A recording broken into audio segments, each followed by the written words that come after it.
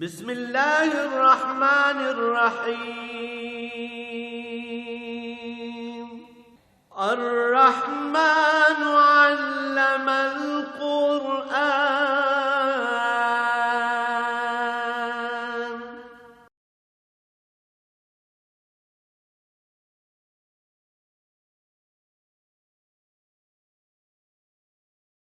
الحمد للہ رب العالمین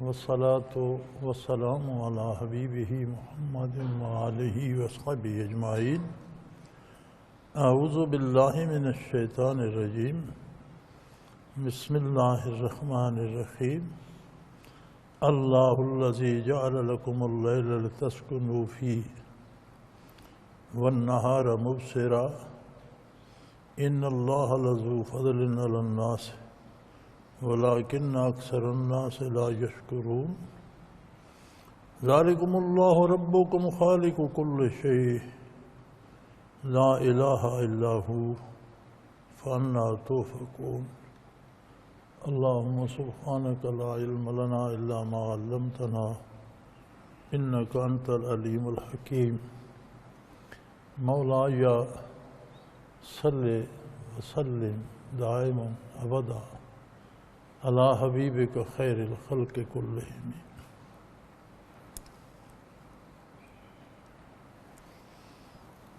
اللہ اللہ اللہ ارشاد ہوتا ہے اللہ وہ ذات کریم ہے جس نے تمہارے لیے رات کو سکون کا سبب بنا دیا، رات بنا دی تاکہ تم آرام کر سکو۔ وہ مالک ہے، وہ خالق ہے، اس نے انسانی وجود کو ایسا بنایا ہے کہ اس کی بے پناہ ضروریات ہیں۔ کچھ ضروریات ایسی ہیں جن سے ہم واقف ہیں، بھوک لگتی ہے ہم واقف ہیں، پیاس لگتی ہے اس سے ہم واقف ہیں، نیند آتی ہے واقف ہیں۔ کچھ ایسی ہیں جن کا ہمیں پتہ بھی نہیں ہے اور نظام قدرت ان کی تکمیل کرتا رہتا ہے۔ انسانی وجود ایک بہت ہی عجیب و غریب تخلیق ہے اللہ کریم۔ لَقَدْ خَلَقْنَا الْإِنسَانَ فِي أَحْسَنِ تَقْوِيمٍ، بہترین تخلیق کائنات میں جو ہے وہ انسانی وجود ہے۔ اس کے ایک ایک ذرے میں کتنی حکمتیں، کتنے راز پوشیدہ ہیں۔ اس کے ایک ایک باڈی سیل میں ایک جہان آباد ہے۔ کروڑوں ایٹم ایک باڈی سیل میں ہے، ہر ایٹم میں آگے حیات ہے۔ تو اس کا نظام اللہ نے ایسا بنایا ہے کہ جب یہ کام کر رہا ہوتا ہے، چل پھر رہا ہوتا ہے، تو اس کی ایک خاص طاقت جو زندگی کی ضرورت ہے، جسے انرجی کہتے ہیں، وہ خرچ ہو رہی ہوتی ہے۔ پھر کچھ دیر بعد اسے آرام چاہیے۔ عجیب بات ہے، جب یہ بے سدھ ہو کر سو جاتا ہے تو وجود کے سیل اور ایٹم اپنی کھوئی ہوئی طاقت کو بحال کرنے میں لگ جاتے ہیں۔ تو جب یہ سو کر صبح کو اٹھتا ہے تو پھر تازہ دم ہوتا ہے۔ رات کو تھک ہار کر سوتا ہے نڈھال ہو کر، صبح اٹھتا ہے تو تازہ دم ہوتا ہے۔ اب اگر اس کے لیے آرام کا، یہ سکون کا وقت نہ ہوتا تو یہ کیا کرتا؟ فرمایا وہ ایسا تمہارا پروردگار ہے، تمہارا رب ہے۔ اللہ وَرَبُّكُمْ، اللہ تمہارا پروردگار تمہاری ساری ضرورتیں پوری کرنے والا ہے. جنہیں تم نہیں جانتے وہ بھی پوری کر رہا ہے.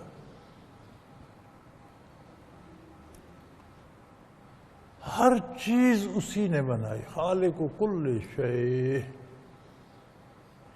ایک اس کی ذات ہے، واحد ہے، لا شریک ہے، بے مثل ہے، بے مثال. اس واحد ذات کے علاوہ عالم وجود میں، عالم کائنات میں جو کچھ بھی ہے وہ اس کی تخلیق ہے، اس نے پیدا کیا، اس نے بنایا.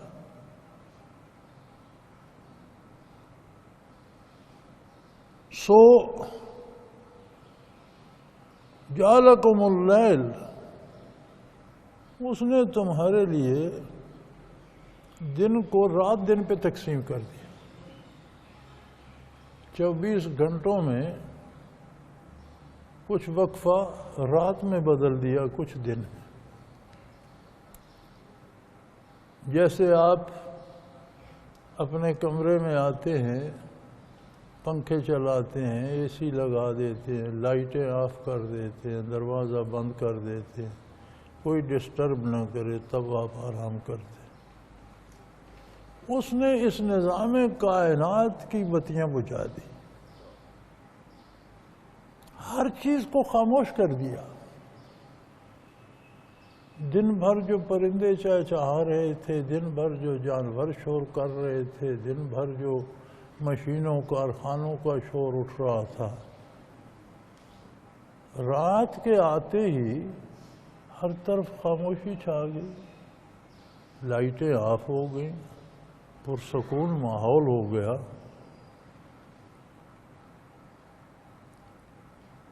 اور یہ سارا انتظام اس نے تمہارے لیے کیا ہے تاکہ تم سکون حاصل کر سکو. تم جانتے ہو یا نہیں جانتے، وہ تمہاری ضرورتوں کو جانتا ہے اور وہ تمہارا رب ہے. رب کا مفہوم یہ ہے کہ وہ ہستی جو ہر ضرورت مند کی ہر ضرورت ہر وقت ہر جگہ پوری کرے، ہر کسی کے ہر حال سے واقف ہو، ہر کسی کو ہر چیز دینے کی قدرت رکھتا ہو.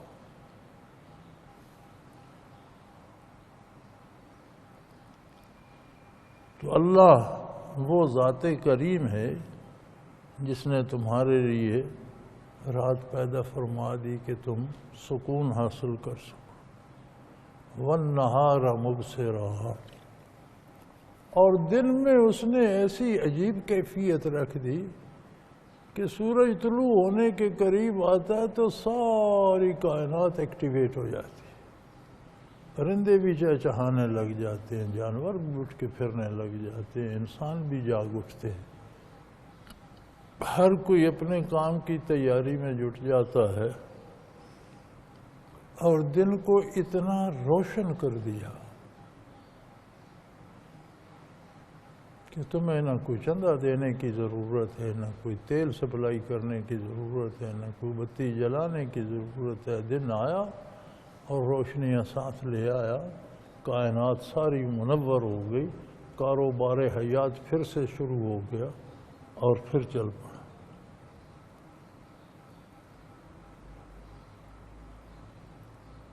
ایسا خوبصورت نظام اس نے بنایا ہے جسے خود ہی وہ سمجھ سکتا ہے، انسان کی سمجھ سے باہر. کرۂ ارض پر اس شب و روز کو چلا دیا. آگے آگے دن چل رہا ہے، پیچھے پیچھے رات چل رہی ہے. ایک جگہ دن ہے، ایک جگہ رات ہے، اگلی جگہ دن ہے، پچھلی رات ہے. جہاں رات ہے وہاں پو پھوٹ رہی ہے، دن آ رہا ہے. جہاں دن ہے وہاں شام ڈھل رہی ہے، رات آ رہی ہے. ایسا نظام بنا دیا کہ جو ہر لمحہ مصروف عمل ہے. یہ نہیں ہے کہ رات آئی تو دن چھٹی کر گیا اور دن آیا تو رات چھٹی کر گئی، نہیں. ہر لمحہ ہر گھڑی یہ نظام مصروف عمل ہے روئے زمین پر مختلف جگہ. جہاں رات ہے وہ خاتمے کی طرف جا رہی ہے، پاؤ پھٹ رہی ہے، دن طلوع ہو رہا ہے. جہاں دن ہے وہاں سورج ڈھل رہا ہے، ڈوب رہا ہے، رات آ رہی ہے. اور یہ ہر لحظہ چل رہا ہے نظام، ایک لمحے کا توقف اس میں نہیں ہے. کوئی اس کی مرمت کے چارجز نہیں ہیں، کوئی اس کا ٹیکس نہیں ہے، کوئی کسی کو اس کے لیے کوئی کوشش محنت نہیں کرنی پڑ رہی. اپنے آپ رب العالمین چلا رہا.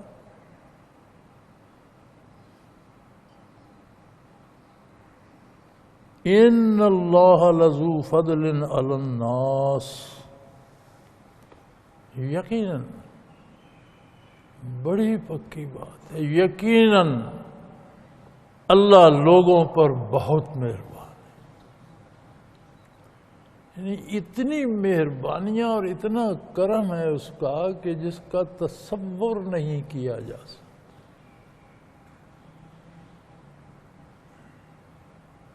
کتنی مخلوق ہے بنی آدم میں، انسانوں میں، جو اس کی ذات کو ماننے سے انکار کر رہی ہے.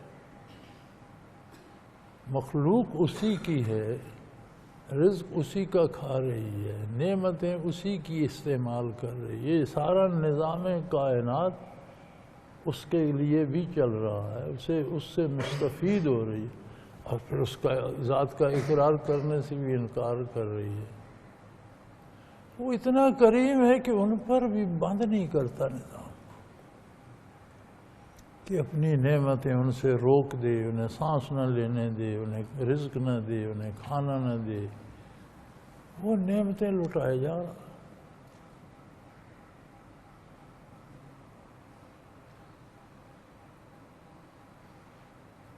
وہ بڑا خوبصورت شعر کہا تھا کسی نے،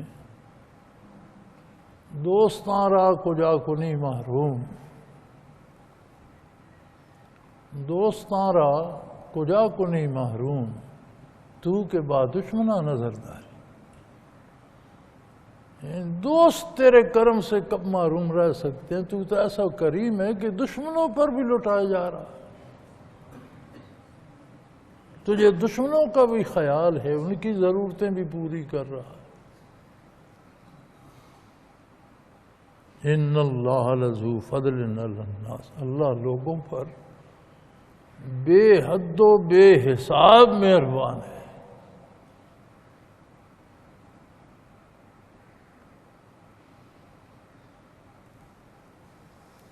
اب اگر کوئی اپنی عاقبت تباہ کرتا ہے، خدا نخواستہ اگر کوئی جہنم جاتا ہے، تو رحمت الہی کو دھکیل کر، اپنی کلائیاں چھڑا کر، زبردستی اپنے آپ کو چھین کر، زور لگا کر جہنم میں جاتا. یہ بڑی عجیب بات ہے، یہ بڑی عجیب فلسفی ہے. ہم سنتے تو یہ رہے کہ جنت جانا مشکل ہے، جہنم تو ہر کوئی جا سکتا ہے، لیکن ایسی بات نہیں ہے. زندگی نے، قرآن کریم نے، سنت آقا نامدار صلی اللہ علیہ وسلم نے، دین نے ہمیں یہ بتایا ہے کہ جنت جانا تو انتہائی آسان ہے. بڑی محنت کرنی پڑتی ہے دوزخ جانے کے لیے. برائیاں کرنا کب آسان ہے؟ کفر اور بت پرستی آسان ہے، بندروں اور چوہوں کو سجدے کرنا آسان کام ہے، جھوٹ بولنا آسان ہے، چوری ڈاکہ برائی بدکاری کون سا کام آسان ہے؟ قتل و غارت کون سا کام آسان ہے جہنم جانے کا؟ نیکی کرنا، شریفانہ زندگی بسر کرنا، حلال کھانا، سچ بولنا، اللہ کی عبادت کرنا، اس میں کیا مشکل؟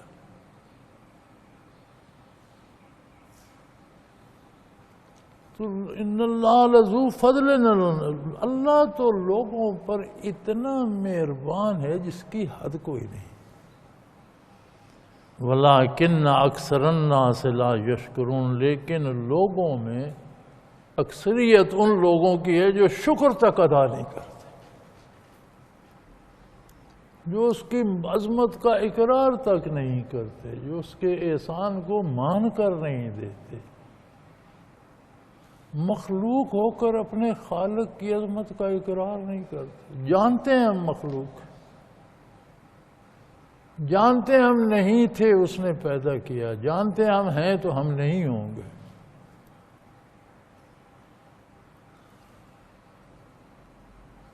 وَلَٰكِنَّ أَكْثَرَ النَّاسِ لَا يَشْكُرُونَ، لیکن لوگوں کی اکثریت شکر گزار نہیں ہوتی، ناشکری ہوتی۔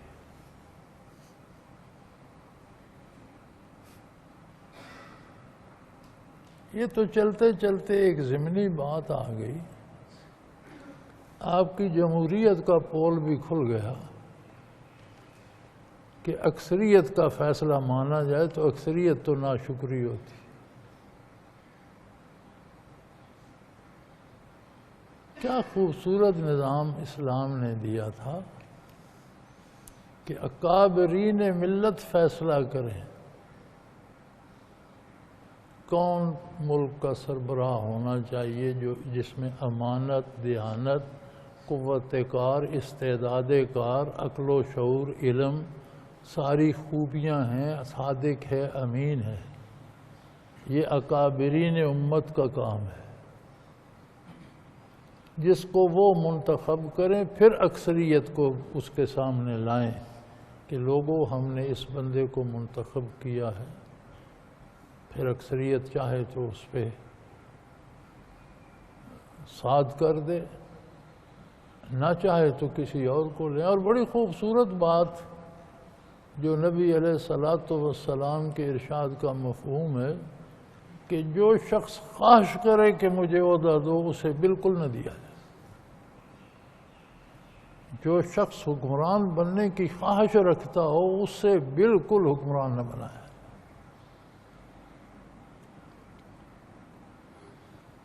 ہماری بدقسمتی کہ ہم قرآن و سنت کو چھوڑ کر غیر مسلموں کی پیروی میں عافیت سمجھتے ہیں۔ یہی بات ہو رہی ہے، وَلَٰكِنَّ أَكْثَرَ النَّاسِ لَا يَشْكُرُونَ، لوگوں کی بہت بڑی اکثریت اللہ کا شکر ادا کرنے سے قاصر، شکر ادا کرتی ہی نہیں۔ ذالکم اللہ ربکم، یہ ہے تمہارے، یہ ہے اللہ جو تمہارا پروردگار ہے، اس کرم کا مالک، اس وسیع بخشش کا مالک، اس ناپیدا کنار بحر رحمت کا مالک، ان احسانات کا مالک۔ ہم تھے ہی نہیں، اس نے پیدا کر کے کتنے عجائبات ہمارے وجود میں پیدا کر دی۔ جب ہم تھے ہی نہیں تو ہم نے کون سا شکر کیا تھا یا کون سی دعا مانگی تھی؟ تھے ہی نہیں۔ یہ اللہ کی ذات ہے جو تمہارا پروردگار ہے، تمہاری ضرورتیں پوری کرنے والا ہے، خالق کل شیء، ہر چیز کا خالق، پیدا کرنے والا وہ ہے۔ لا الہ الا ہو، مخلوق میں سے کسی کی مجال نہیں کہ اس کی برابری کرے۔ خالق اور مخلوق میں کیا برابری؟ لہذا اس وحدہ لا شریک کے علاوہ کوئی اس بات کا حق نہیں رکھتا کہ اس کی عبادت کی جائے یا اس سے امیدیں وابستہ کی جائے۔ ہر نفع و نقصان کا مالک وہ واحد لا شریک ہے۔ فَأَنَّىٰ تُؤْفَكُونَ، تم کہاں دھکے کھاتے کرتے؟ اللہ کا در چھوڑ کر مخلوق سے کیا پاؤ گے؟ جہاں جاؤ گے سوائے دھکے کھانے کے کچھ حاصل نہ ہو۔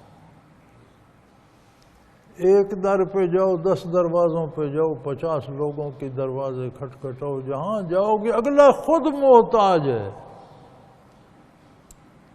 مزے کی بات تو یہ ہے کہ جس کے پاس تم جاتے ہو کہ یہ میری تمنا پوری کرے، وہ اس امید میں ہوتا ہے کہ یہ آئے تو کوئی میرا کام کر۔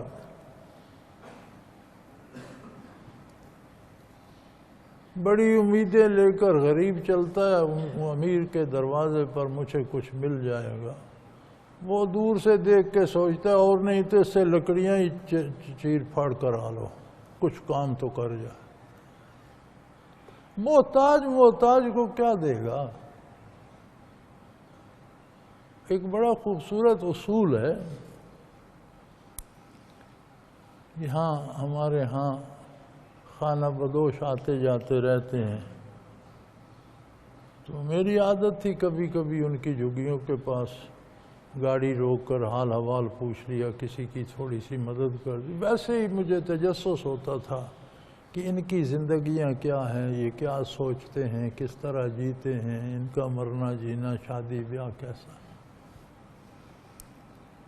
تو ایک دن اتفاق ہوا، کوئی 10-11 بجے کے قریب میں گزرا تو سڑک کے ساتھ ہی جھگیاں لگی ہوئی تھیں بہت سی، تو ایک جھگی میں ایک بندہ لیٹا ہوا تھا، چھوٹے چھوٹے بچے اور اس کی بیوی وہاں تھے،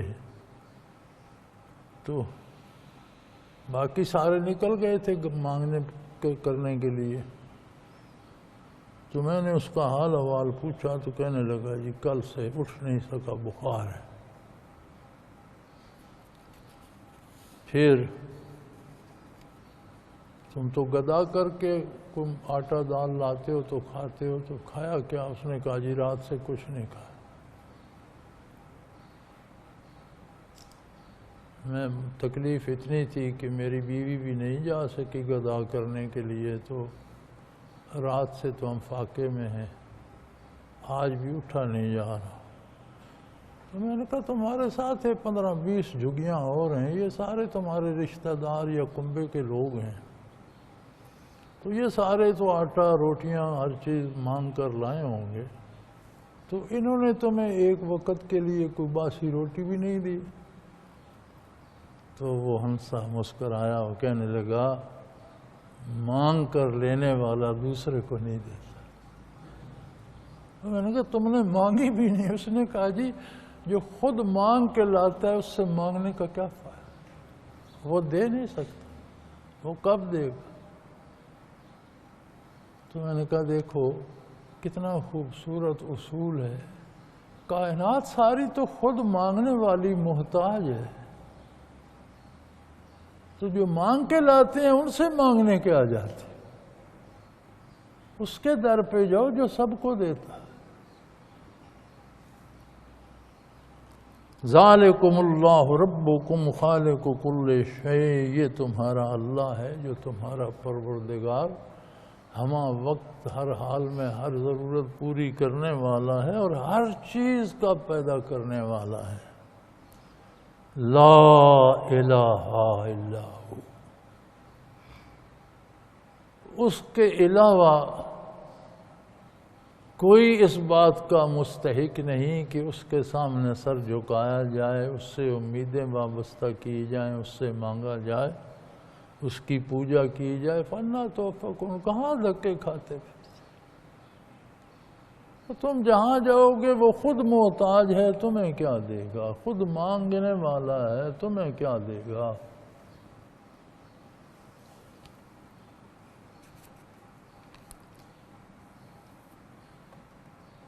کذالک یؤفک الذین کانوا بآیات اللہ یجحدون۔ فرمایا لیکن بات یہ ہے کہ جو لوگ اللہ کے کلام کو اہمیت نہیں دیتے، اس کا انکار کرتے ہیں،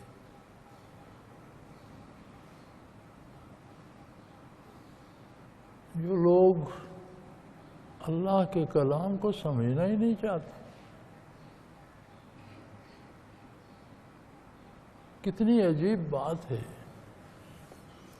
کہ ہم 80 برس 90 برس جی لیتے ہیں، صدی عمر ہو گئی ہے، ہمیں فرصت نہیں ہے کہ قرآن پڑھ کے دیکھیں یا کسی سے پوچھیں تو صحیح اس میں لکھا کیا ہے، یہ کیا کہتا ہے۔ کسی ان پڑھ بندے کو بھی کسی عزیز کا خط آ جائے، وہ لے کے 10 دروازے پھرتا ہے، اور ان پڑھ کو زیادہ تر ایک پڑھے لکھے کے پاس جاتا ہے، بتاؤ اس میں کیا لکھا ہے، وہ بتا بھی دیتے ہیں، اس کی تسلی نہیں ہوتی، پتہ نہیں اس نے صحیح بتایا کہ نہیں، پھر کسی اور کے پاس جاتا ہے، 2-3 کی رائے مل جائے تو کہتا ہے نہیں ٹھیک ہی کہہ رہے ہیں، ایسا ہی ہوتا ہے۔ تو کبھی کوئی قرآن لے کر کسی پڑھے لکھے کے پاس گیا کہ میرے اللہ نے یہ کتاب میری طرف بھیجی ہے، اس میں لکھا کیا ہے، مجھے کرنا کیا ہے، اس میں میرے لیے کیا ہے، مجھے پتہ تو چلے۔ فرمایا جو اللہ کی آیات کا انکار کرتے ہیں، جہود ہوتا ہے جانتے بوجھتے انکار کر دینا، پتہ ہے قرآن اللہ کا کلام ہے، تو اللہ انکار سے تو بچائے، لیکن ساری عمر پرواہ نہ کرنا بھی ایک بہت بڑی گستاخی۔ کتنی عجیب بات ہے، کتنی اکثریت ایسی ہے جو نمازیں بھی پڑھتے ہیں، روزے بھی رکھتے ہیں، لیکن انہیں کبھی قرآن پڑھنے یا پڑھانے یا پوچھنے کی نوبت نہیں آتی۔ آخر یہ سارا کچھ کسی مقصد کے لیے، سب میں کچھ ہے آپ کے لیے۔ تو فرمایا جو میری آیات کا، میری کتابوں کا، میرے احکام کا انکار کرتے ہیں، پھر وہ ایسے ہی بھٹکتے رہتے ہیں، کذالک یؤفکون، اسی طرح دھکے کھاتے رہتے ہیں، اس در سے اس پر، اس پر، اس پر، اور بھٹکتے ہوئے مر جاتے ہیں۔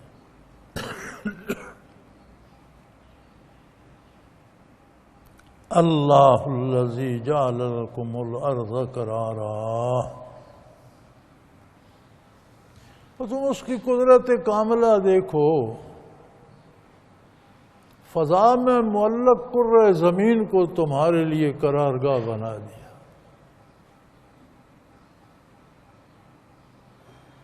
یہ تیز ہوائیں چلتی ہیں، طوفان آتے ہیں، وہ اس کرۂ ارض کو اٹھا کر پھینکتے، کبھی ادھر جا کر لگتا گیند کی طرح، کبھی ادھر جا کر لگتا، کہیں سے پچکتا، کہیں سے ٹوٹتا، کہیں سے بکھرتا، نہ اس کے نیچے کوئی ستون ہے، نہ اوپر کوئی رسہ بندھا ہوا ہے، ایک گولا ہے بیضوی شکل کا جو فضائے معلق میں بغیر کسی سہارے کے فضا میں تیر رہا ہے۔ اس کی قدرت کاملہ نہیں ہے کہ تمہارے لیے اسے جگہ قرار گھر بنا دیا، اور تم کہتے ہو یہ گول مول ہے، تو ہم تو چلو اوپر آ گئے جی، لیکن جو 12 گھنٹے کے ٹائم کے فرق کے ساتھ دوسری طرف ہیں، ان کو تو پھر الٹا لٹک جانا چاہیے، وہاں جاؤ تو زمین وہاں بھی سیدھی۔ یہ دائیں بائیں سے تو بندے کو سمجھ آنی چاہیے کہ یہاں یہ ٹیڑھی ہے کرہ ہے، بیضوی ہے، آج کل ہوائی جہاز بھی گرد چکر لگا رہے ہیں، سائنسدانوں نے بھی دیکھ لیا، لیکن اس نے قدرت کاملہ سے تمہارے لیے اسے قیام کی جگہ بنا، تم جدھر چلے جاؤ وہیں سیدھی ہے۔ کوئی سائنس کا کلیہ، کوئی اس کی تشریح، کوئی شرح یہ بات سمجھا نہیں سکتی کہ بغیر قدرت باری کے یہ کیسے ممکن ہے۔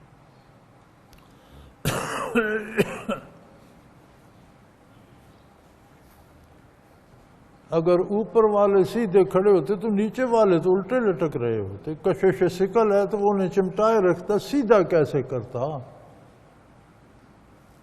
فرمایا اس کی قدرت کاملہ ہے کہ ان خامیوں کے باوجود اس نے اسے تمہارے لیے ٹھکانہ بنا دیا ہے۔ وَالسَّمَاءَ بِنَاءً، ویسا قادر ہے اس نے آسمان کو چھت بنا دیا، اب نہ زمین پر کوئی دیوار ہے، نہ کوئی ستون ہے، نہ کوئی پلر ہے، کرہ ہے، گول ہے، بیضوی ہے، جدھر سے جاؤ آسمان سر پر موجود ہے، چھت موجود ہے۔ جس سمت چلے جاؤ، شمال جاؤ، جنوب جاؤ، مشرق جاؤ، مغرب جاؤ، جہاں چلے جاؤ سر پہ سائبان کی طرح آسمان موجود ہے۔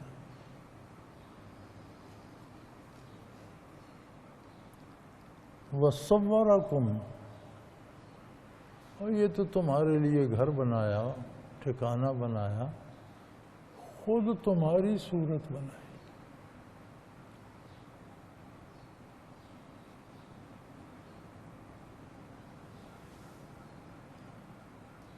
کائنات میں جتنی صورتیں رب العالمین نے بنائی، سب سے خوبصورت انسان کو، اس کے اعضاء کا تناسب، ہاتھ پاؤں، شانے، ٹانگیں، دھڑ، گردن، سر، ٹھوڑی، منہ، ناک، کان، آنکھیں، عجیب سجاوٹ ہے۔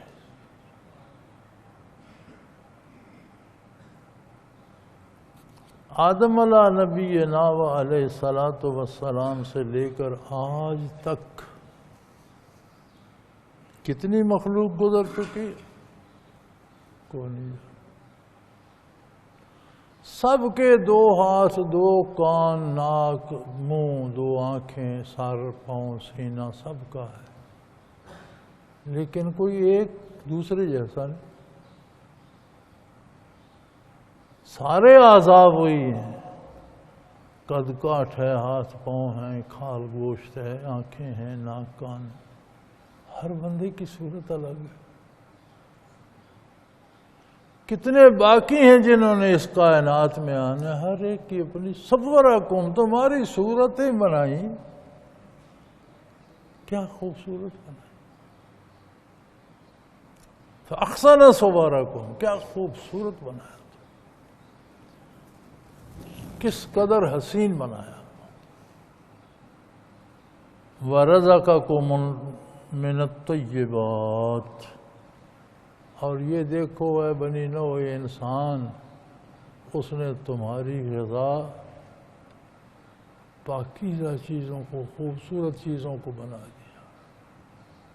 وہ قادر تھا، جانور اگر گھاس چرتے پھرتے ہیں تو تمہیں بھی گھاس چرنے کا حکم دے دیتا، تمہاری غذا بھی پٹھے بنا دیتا تو تم بھی گھاس ہی کھا رہے ہوتے۔ وہ خالق ہے، تمہاری غذا بھی درختوں کے پتے بنا دیتا، تم وہی کھاتے پھرتے ہوتے۔ تمہاری غذا میں بھی کیڑے مکوڑے رکھ دیتا، تم وہی کھاتے پھرتے۔ درندوں کی طرح تمہاری غذا میں بھی رکھ دیتا کہ جانوروں کو چیر پھاڑ کر کچا گوشت کھاؤ، تو کیا کرتے تم؟ تمہاری غذا کتنی خوبصورت، پاکیزہ، صاف ستھری بنا، ذرائع پیدا کر دیے کہ حلال سے کماؤ، جائز طریقے سے حاصل کرو، پھر اسے پاک رکھو۔ کلوا من الطیبات واعملوا صالحا، انبیاء کو مخاطب کر کے حکم دیا جا رہا ہے، کلوا من الطیبات، صرف حلال ہی نہیں، پاکیزہ بھی ہو۔ حلال ہو، حرام تو پاکیزہ ہو نہیں سکتا۔ حلال میں کوئی پلیدی نہ مل جائے، حلال ہو، پاکیزہ ہو۔ وَاعْمَلُوا صَالِحًا، یہ غذا تمہیں نیک اعمال کرنے پہ مدد دے گی، مددگار ہوگی۔ نیک اعمال کرو۔ تو فرمایا وَرَزَقَكُم مِّنَ الطَّيِّبَاتِ، جتنی چیزیں صحت انسانی یا وجود کا جو نظام ہے انسان کا، اس لیے تکلیف دہ تھیں یا نقصان دہ تھیں یا مضر تھیں، اللہ نے حرام قرار دے دی۔ بعض لوگوں کو وہم ہوتا ہے نا جی، فلاں کو فلاں جگہ درد ہے، اسے تھوڑی سی شراب پلا دو۔ شراب میں کوئی شفا نہیں۔ شراب میں شفا ہوتی تو اللہ حرام کیوں کرتا؟ جو چیز اللہ نے حرام کر دیا اس میں شفا نہیں ہے۔ ہمیشہ وہ انسانی وجود کے لیے نقصان دہ ہے۔ جتنی چیزیں تمہارے وجود کے نظام کے لیے نفع بخش تھیں وہ حلال کر دی، اور تمہیں انہی کے کھانے کی رغبت بھی دی، اس میں لذت بھی رکھ دی، اور انہی پر تمہارے تعمیر وجود کی بنیاد بھی رکھ دی۔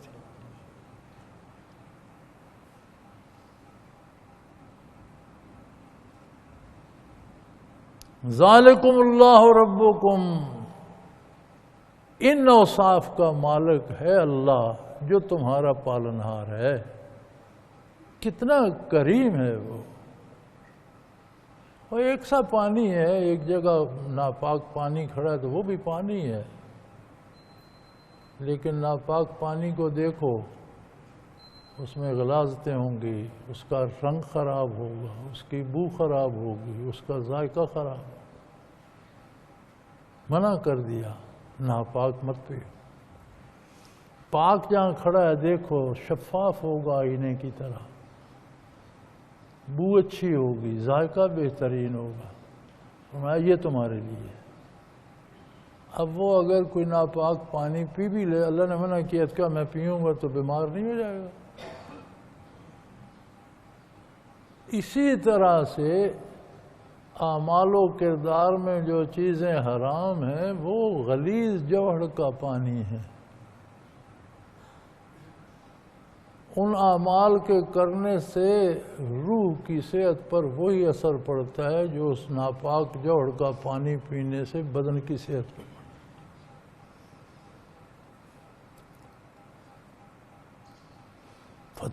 فتبارک اللہ رب العالمین، اور بہت ہی بابرکت ہے وہ پروردگار جو سارے جہانوں کو پال رہا ہے، ایک تمہیں نہیں، کائنات کے ہر ذرے کو جو پال رہا ہے، سارے جہاں جہاں تک مخلوقات ہے اس کی، وہ سب کو پال رہا ہے۔ هو الحی، ذاتی طور پر زندہ اور قائم صرف وہ واحد لا شریک ہے، باقی سب کی زندگی حیات مستعار ہے۔ جس کو جتنی مہلت دی ہے اتنا وہ زندہ رہتا ہے، جب مہلت ختم ہو جاتی ہے، موت آ جاتی ہے، فنا آ جاتی ہے، پہاڑ گر جاتے ہیں، دریا سوکھ جاتے ہیں، سمندر خشک ہو جاتے ہیں، سورج چاند ستارے جھڑ جائیں گے، آسمان ٹوٹ پھوٹ جائیں گے، قائم رہنے والی ہستی اسی واحد لا شریک کی ہے جو ذاتی طور پر قائم ہے، زندہ ہے۔ اس لیے اللہ کے علاوہ جو کچھ ہے وہ فانی ہے۔ فانی جو ہے وہ اس بات کا حق نہیں رکھتا کہ اس کی عبادت کی جائے۔ لا الہ الا ہو، اس کے علاوہ کوئی عبادت کا مستحق، اسی واحد لا شریک کی عبادت ہوگی، کوئی دوسرا اس کا استحقاق نہیں رکھتا۔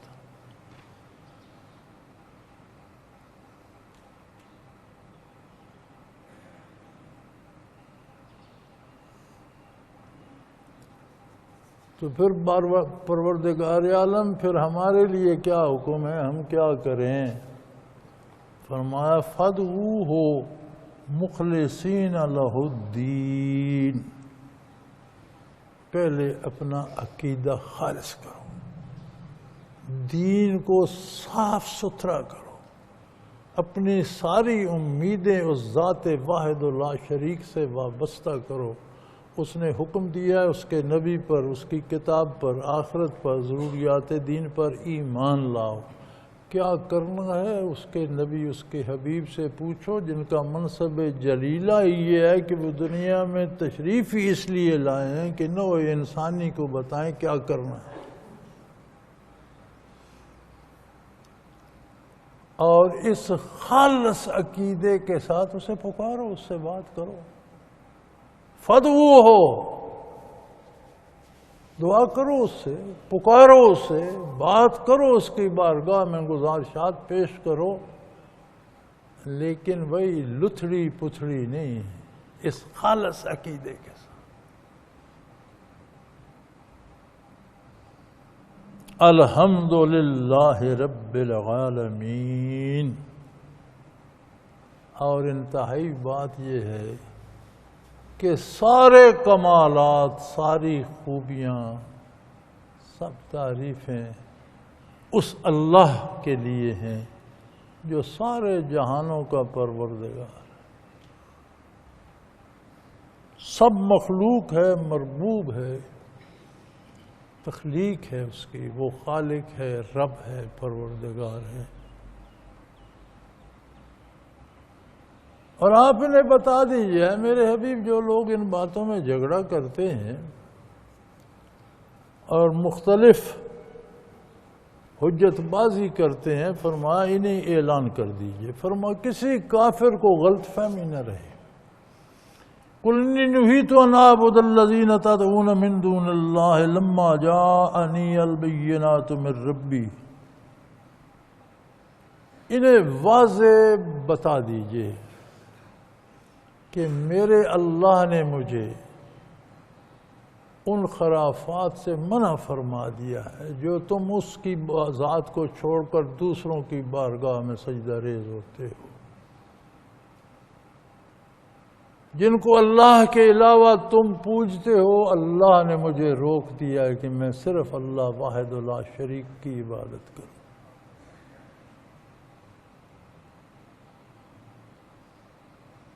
اور اس کے لیے میرے پاس اللہ کی طرف سے واضح دلائل آ چکے،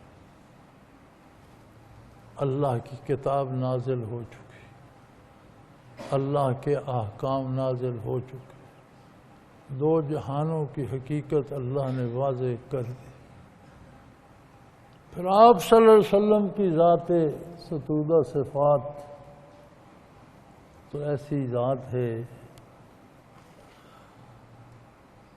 کہ آپ نے سارا کچھ اللہ سے جانا، پھر اللہ کریم نے آپ کو سارا کچھ آپ کی نگاہ پاک سے دکھلا بھی دیا۔ شب معراج، عرش اولا، یا جہاں تک رب نے چاہا وہاں تک، بیت المقدس، امامت انبیاء کی، پھر آسمانوں کی سیر، کس آسمان پہ کیا ہو رہا ہے، کون کون کہاں ہے، پھر بیت المعمور، سدرۃ المنتہا، پھر آگے جہاں تک رب لے گیا، سب کچھ آپ نے اپنی چشم مبارک سے دیکھا۔ اللہ نے برزخ بھی سارا کھول کے دکھا دیا، جہنم بھی دکھا دیا، جنت بھی سارا دکھا دیا۔ آج کل کے ہمارے سادے مسلمان بیچارے کہتے ہیں نا جی کس نے ڈٹھا؟ ارے جو بتا رہا ہے صلی اللہ علیہ وسلم اس نے دیکھا بھی ہے، اس پر اللہ کا کلام نازل ہوا، صلی اللہ علیہ وسلم نے اللہ کے کلام سے ہمیں بتایا، لیکن اس نے دیکھا بھی ہے، اس پر نہ رہو کس ڈٹھا، محمد الرسول اللہ نے دیکھا صلی اللہ علیہ وسلم۔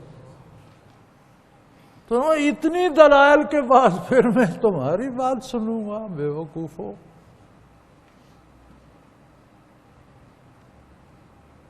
وَأُمِرْتُ أَنْ أُسْلِمَ لِرَبِّ الْعَالَمِينَ، مجھے یہ حکم ہوا ہے کہ میں اس کی عظمت کو تسلیم کروں، اس کے لیے ایمان لاؤں،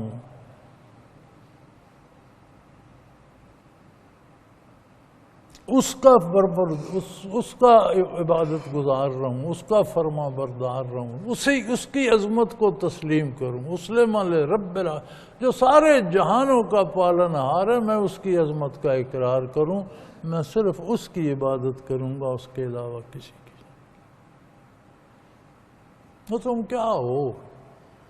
تمہاری حیثیت کیا ہے کہ تم کہتے ہو ہماری بات مانی جائے اللہ کے مقابلے میں؟ تم ہو کیا؟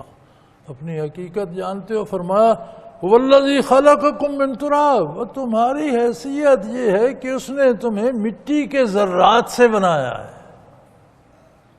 اور تم سینے پہ ہاتھ مار مار کر کہتے ہو میں یہ وہ، میں حکمران، میں وزیر اعظم، میں بادشاہ، میں سلطان، میں جرنیل۔ کیا ہو تم؟ چند مٹی کے چند ذرات۔ تمہاری اصل کیا ہے؟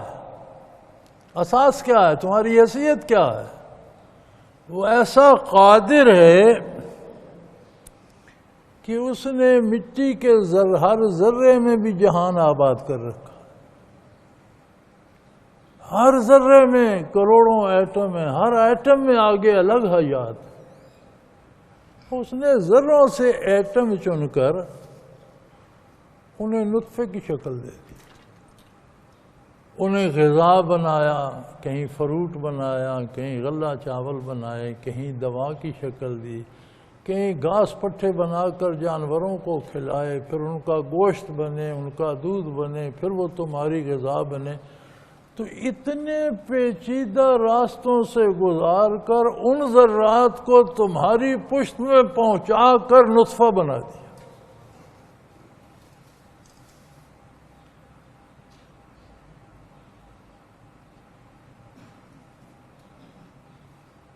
تمہیں مٹی سے پیدا کیا، ثم من نطفہ، اس مٹی کے ذرات کو ایسا لمبا پروسیس کیا. آج تو یہ ساری باتیں سائنس کہتی ہے، جب قرآن نازل ہو رہا تھا یہ حقیقتیں کون جانتا؟ کہاں تھی اس وقت سائنس؟ یہ جو حقائق قرآن بیان کر رہا ہے، اگر قرآن اللہ کی کتاب نہیں ہے تو آج سائنس کو اس کی تردید کر دینی چاہیے تھی کہ یہ بات تو غلط ہے، ایسا تو نہیں ہوتا.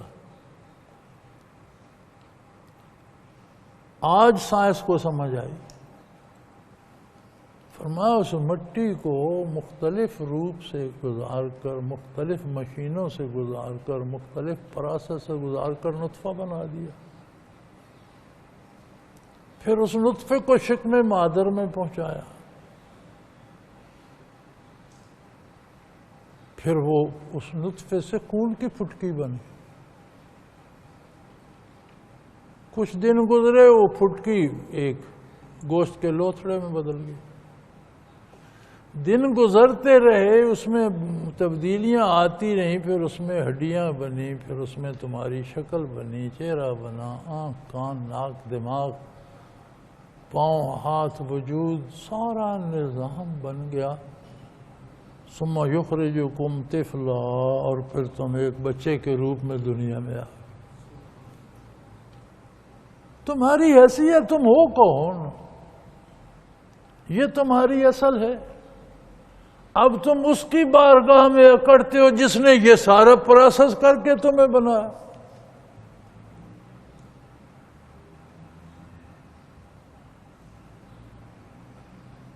ثم لتبلغوا اشدکم، تم مکھی نہیں اڑا سکتے، سوائے رونے کے کچھ کہہ نہیں، بتا نہیں سکتے. پھر اس نے اس بچے کو کڑیل جوان بنا دیا. وہی بچہ تھا نا، پھر وہ کتنا دیو قامت کڑیل جوان بن گیا. ثم لتکونوا شیوخا، اس کڑیل جوان کو ایک کبڑا بوڑھا بنا دیا. ہے کوئی تمہارا اختیار کہ کسی جگہ کسی پروسیس کو روک دو؟ تم جوانی سے بوڑھے نہ ہو، تمہارا کچھ نہیں ہے، اس کا اپنا نظام ہے.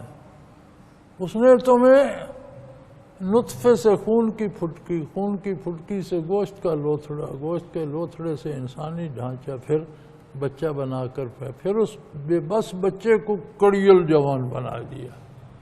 پھر اس جوان کو ایک بے بس بوڑھا بنا. وَمِنْكُمْ مَنْ يَتَوَفَّى مِنْ قَبْلِ وَتَبْلُغُوا أَجْلًا مُّسَمًّى. پھر اس نے کچھ کے لیے یہ مقرر کر دیا، کوئی بچپن میں مر جاتا ہے، کوئی جوانی میں مر جاتا ہے، کوئی ادھیڑ عمری میں مر جاتا ہے، بڑھاپے تک نہیں پہنچتا. ان میں سے کسی کام کو تم روک سکتے ہو؟ کوئی بچہ کوئی جوان مرنے سے انکار کر سکتا ہے، کوئی بچہ جوان ہونے سے انکار کر سکتا ہے، کوئی جوان بوڑھا ہونے سے. تو پھر تم ہو کیا؟ تم جو اپنی منوانا چاہتے ہو، تم ہو کیا؟ تمہاری حیثیت کیا ہے؟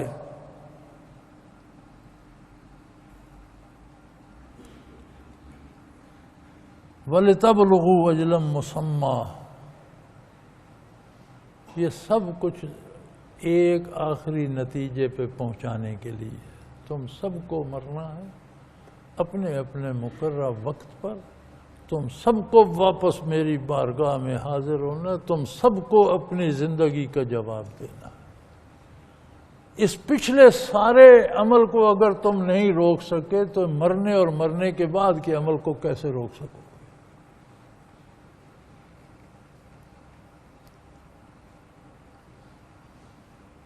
وَلَعَلَّكُمْ تَعْقِلُونَ، کتنی کھول کر باتیں قرآن کرتا ہے کہ تم سمجھ جاؤ۔ قرآن کتنی باریکی میں جا کر بحث کرتا ہے، کتنی حقیقتیں کھول دیتا ہے کہ تم بات کو اور بات کے مقصد کو پا سکو۔ وَالَّذِي يُحْيِي وَيُمِيتُ، وہ واحد لا شریک ہے جو زندگی بھی دے دیتا ہے، موت بھی دے دیتا ہے، کوئی اس کی بارگاہ میں دم نہیں مار سکتا۔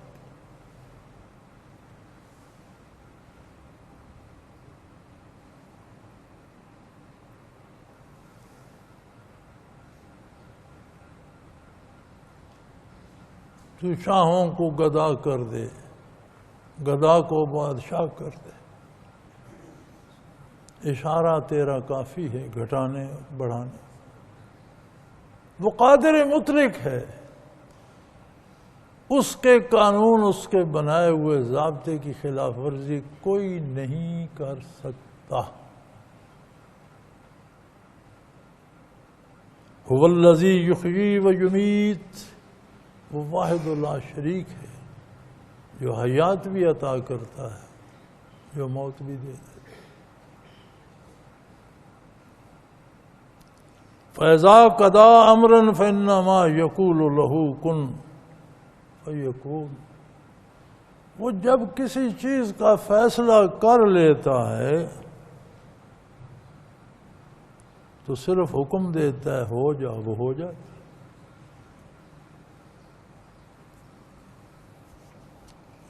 ہمارے لیے کچھ چیزیں ماضی میں چلی گئیں، کچھ چیزیں آنے والے مستقبل میں ہیں، کچھ چیزیں سامنے ہیں۔